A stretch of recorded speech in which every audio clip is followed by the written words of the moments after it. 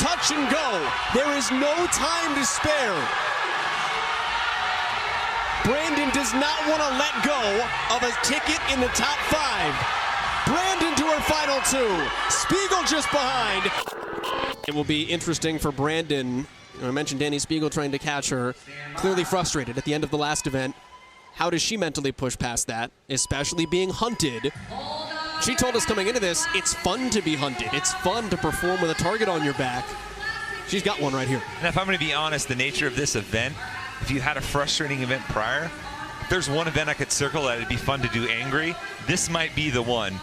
Put a little extra juice into that bike, put your head down on those burpee box jump overs, and then rip into that D-ball.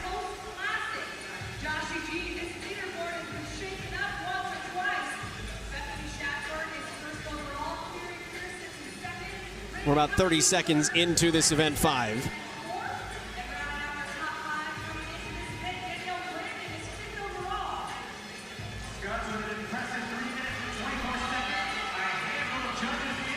And earlier we saw Allison Scudds, who performed well at this event in 2017, set the time to beat. Well, back in 2017, Carrie Pierce set the time to beat.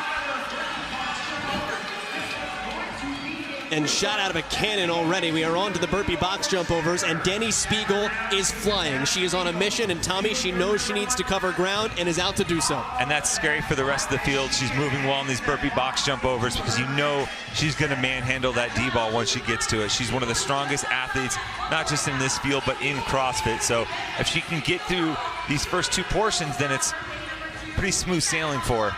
And the way that Dani Speegle is working here, considering what she's been through today, just from a physical stance, makes it all the more impressive as she continues to pull that box forward. Danielle Brandon, though, with the blue hair in lane 6, the woman that she is trying to chase down.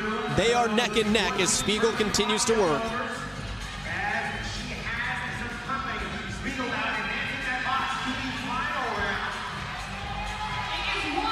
Allison Scudds, 3:24.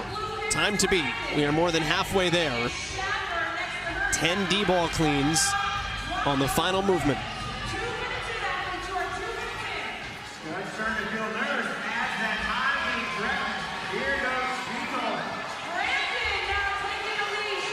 And Speegle starting to slow on these burpee box jump overs. I think Danielle Brandon is pulled just slightly ahead of her.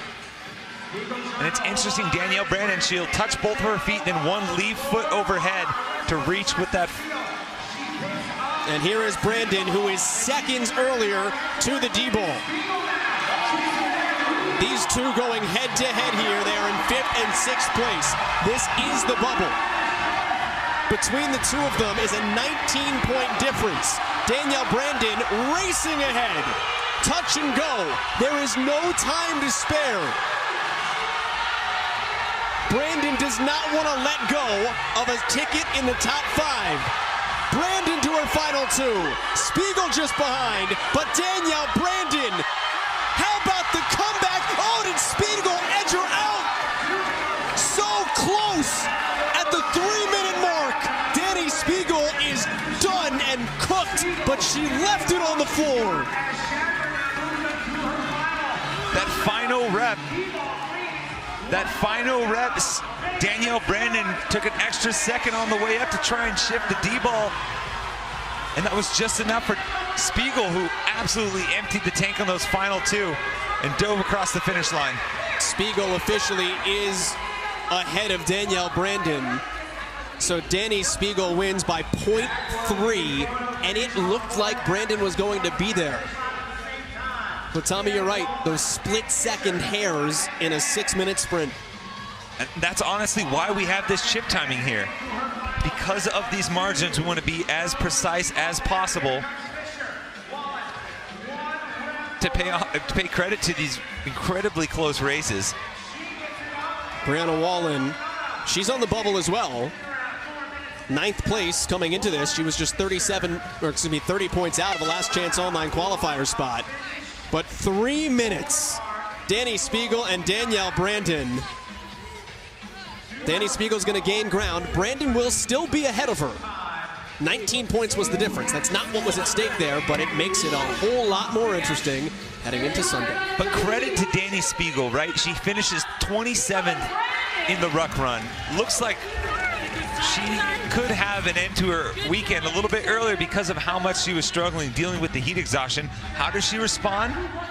A 5th, and then it looks like a 1st, beating Danielle Brandon in a hotly contested race.